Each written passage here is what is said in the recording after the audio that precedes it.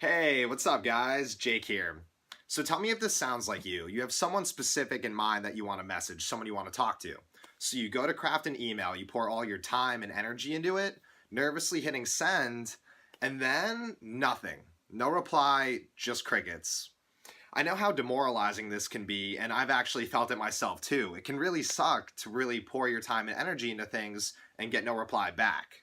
But what if you had a way to guarantee that you could get a message back? What if when people saw your email in their inbox, their eyes lit up and they were excited to actually engage with you and reply to your message? Well, today we're going to talk about a few ways that you can optimize your emails and hugely increase your reply rate. So without further ado, let's get to step number one. First, let's talk about subject lines, because without a good subject line, no one's going to click your email, which means no one's going to read your email, which means you're not getting a response. In my mind, subject lines play two parts. One, it draws attention in the inbox. A person's eye goes to that email as opposed to the hundreds of other random emails in their inbox. Two, it's interesting enough to make the reader want to click and find out more. There are a few different ways you can make an attention-grabbing email subject line. One is you could try to use questions. Questions are by nature thought-provoking. Whenever we see a question, it stops us and makes us think, if even only for a few seconds, but that's all you need to get them to read the question, think about it, and potentially click on it. So questions are one good way which you can draw people into your emails. Two is you can use audacious or provocative lines. An audacious or provocative line means it's out there, it's in left field, it seems a little crazy. And provocative lines by nature make us curious. When we see something provocative, we're curious to find out more. Even the word kind of gets you thinking about it a little bit. And then a third thing you could do, which I've started doing recently, is using emojis. One, don't worry, you don't have to be as formal as you think you actually have to be. A lot of times we are over formal when it's not necessary. The people we're closest with, such as family members, friends, and loved ones, we're all informal with. And this shows how comfortable we are with them. If someone's reading your email, you want them to feel comfortable with you. You don't want them to feel like they're talking to a robot. And then second is that emojis add a bunch of different bright colors to your subject line, which makes it stand out from all the just plain black text in someone's inbox. This is one of the main reasons that I like them, because it draws just enough attention to get them to read your subject line and find out more. Now, for your subject line to be interesting, it has to be relevant. What's interesting for me might not be interesting for someone else. If I were you, I would want to make sure that I know who I'm talking to and know why my email is going to benefit them, and you capture that in your subject line. The best subject line I've ever sent, which got over a 55% open rate, was, "Can I send you free stuff?" It's very short and it's obvious how they're going to get a benefit. So in your subject line, talk about the benefits to them.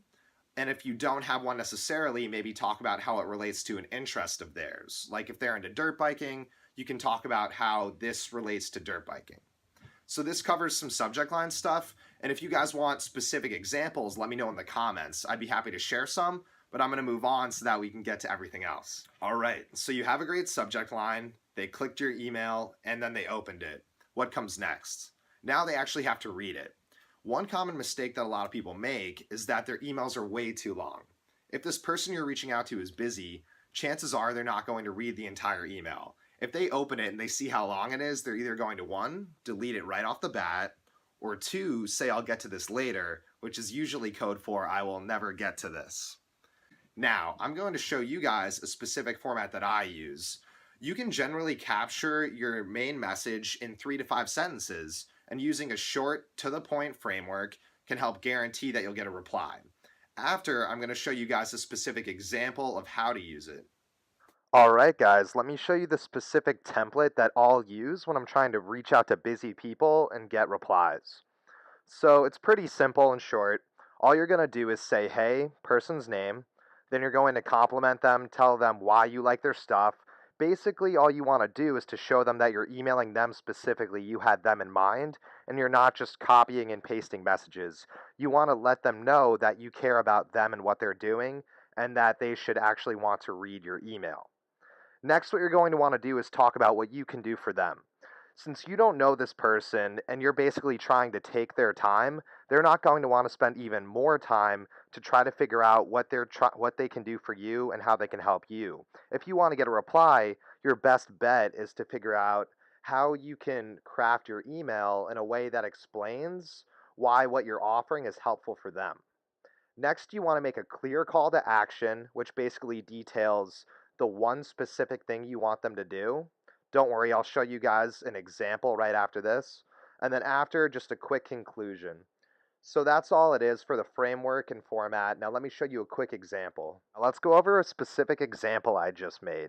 This doesn't have to do with anyone I know. I just made this up on the spot. And I want to show you an example of how you can write a quick email that might get you a reply. So you start with the introduction. Hey, John. Then I say, I loved your article on how influencer marketing can be used to grow clothing brands. So, as you can note, I'm saying how I actually read his content and that I enjoyed it. Then I say, your advice to find influencers to partner with through hashtags on Instagram already got me 2 partnerships. So, what this is doing is it shows that I read his content, I enjoy it, and that I actually picked specific points that I liked. And what's especially good is in this email, I'm showing that I applied his advice. Most people will read content and then they don't use anything. But if you can show that you act on what they provide, they're going to really like it. I know I would like if someone told me that they found one of my articles useful and why. Next, I said that I actually just wrote an article about how your advice helps me get 20 new customers this week. So again, I'm highlighting why his stuff was beneficial, why I liked it, and I'm just telling him that I actually applied his advice, and then I even wrote an article about how useful his article was. Next, I ask a simple question, which is, want me to send you the link? Now, as you'll notice, this is the call to action, and all it is a simple yes or no question. You don't want to ask too many things at once. You don't want to say, want me to send you the link and can you share it on your website? He's going to automatically say no and maybe even not reply. You want to make it as easy as possible for this busy person to answer you. And when you make it so they can just reply saying yes or reply saying no, you're way more likely to get that reply than if they have to do a lot of work. So, again, the main point is introduction, then you talk about something you enjoyed, you talk about a specific of it so that they know you actually put in the time to read it, and bonus points if you show how you applied it. And then when you end it, you just want a simple call to action with a yes or no. Because the goal here isn't to close a deal or anything. You just want to get a reply from them and start to build a relationship. Even if John would reply and say no, you would say, okay, thanks, I appreciate it anyways. And then you can, over time, continue to build the relationship. The long term relationships that you build are actually the end goal. And you don't want to try to just quote unquote use people or get one article published. So here's one specific example, and feel free to message me and I could show you a few more if you like. I hope you guys like that format and specific example. If you follow that format and framework, it'll really increase the chances of you getting a reply. The thing is, though, the person you're reaching out to is probably busy, like we talked about before. So whether you like it or not, you're going to have to send them more than one email. Busy people, one, either don't have the time to reply right away, or two, they sometimes want proof that you are really determined to speak to them specifically. A lot of times they want to see a second or third email just to know that you want to talk to them that badly and that it's deemed worth their time to reach back out. So a few ways to follow up, or a few things that I use, are: one, I'll wait 3 to 4 days for my initial email, and then after that I'll forward them the previous message with an addition of, hey, just wanted to make sure you saw this. I know you're probably pretty busy right now. No worries. Then you wait 3 or 4 more days.